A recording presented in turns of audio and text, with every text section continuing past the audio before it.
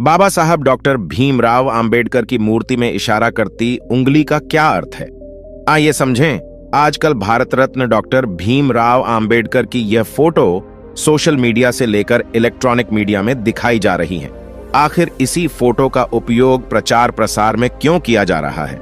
तो आइए जानते हैं इसे एक कहानी के माध्यम से। एक बार एक लड़का अपने पिता के साथ डॉक्टर भीमराव अंबेडकर जयंती की भव्य रैली में गया। वापस घर आने पर अपने पापा से प्रश्न पूछने लगा। लड़के ने कहा, पिताजी, बाबा साहेब हमेशा सूट बूट में ही क्यों रहते थे?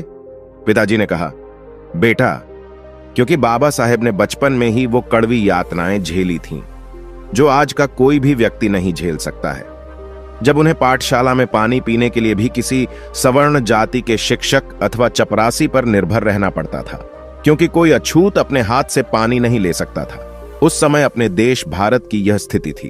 बड़ौदा के महाराज गायकवाड़ ने बाबा साहब भीमराव अंबेडकर को स्कॉलरशिप देकर पढ़ने के लिए विदेश भेजा।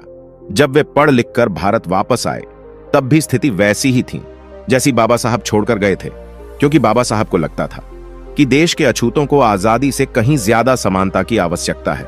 तब जाकर बाबा साहब अंबेडकर ने भारत में समाज सुधार का कार्य किया।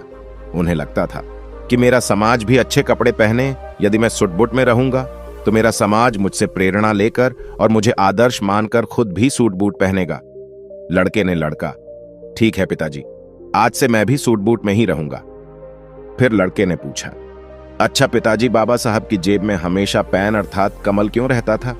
इस पर लड़के के पिताजी ने कहा, बहुत अच्छा प्रश्न पूछा बेटा। कलम होने का मतलब है शिक्षित होना ही सबसे जरूरी काम है। अरे वो सिर्फ कलम नहीं है, बल्कि पीड़ितों, शोषित लोगों को गुलामी से मुक्त करने की वह आधुनिक तलवार है। उसी कलम से बाबा साहेब ने आगे चलकर भारतीय संविधान लिखा। लड़के ने लड़का, पिताजी, मैं भी आज से अपनी जेब में कलम लगाऊंगा और खूब पढ़ाई करूंगा।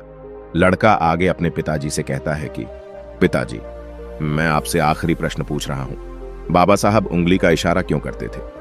आखिर इसकी क्या वजह थी और उनके हाथ में कौन सी किताब है? पिताजी ने कहा, बहुत अच्छा बेटा, बहुत सटीक और तर्कपूर्ण प्रश्न पूछा है आपने। बेटा, उनके हाथ में जो किताब है उसका नाम है भारतीय संविधान है। इस संविधान से भारत देश चलता है और यह संविधान बाबा साहब अंबेडकर ने बनाया है। इतना जातिवाद होने के बावजूद भी हमारे बाबा साहब ने हार नहीं मानी। वो लड़ते रहे और अंत में ऐसा संविधान बना दिया। न कभी ऐसा बना और ना ही कभी ऐसा बनेगा। विश्व का सबसे बड़ा लिखित संविधान अपने देश भारत का है। और बेटा, मैं गर्व से कह सकता हूं कि मैं इस भारत देश का निवासी हूं। इसी संविधान से सभी को समता, स्वतंत्रता, न्याय और बंधुत्वता को बल मिलता है। और हां बेटा, उंगली के इशारे का मतलब है तुम ही इस देश के शासक हो। जाओ, पहले इस संविधान में दिए अपने कर्तव्यों और अधिकारों को जानो और फिर अपने में से योग्य व्यक्ति को संसद भेजो जो आपके हक और अधिकारों को उठा सके।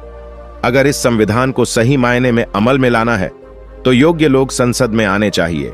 वह उंगली से यह संबोधन करते हैं कि अपने भले के लिए स्कूल, कॉलेज और संसद में जाओ।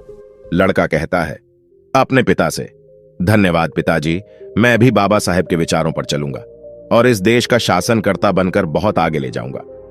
वैसे तो बाबा साहेब ने कहा है, मेरी जय जयकार करने की अपेक्षा मेरे बताए हुए मार्ग का अनुसरण करें। दोस्तों, आज की वीडियो में बस इतना ही। इस चैनल पर मैं सिर्फ बाबा साहेब के जीवन से जुड़ी छोटी बड़ी सभी जानकारी लेकर आता रहता हूं।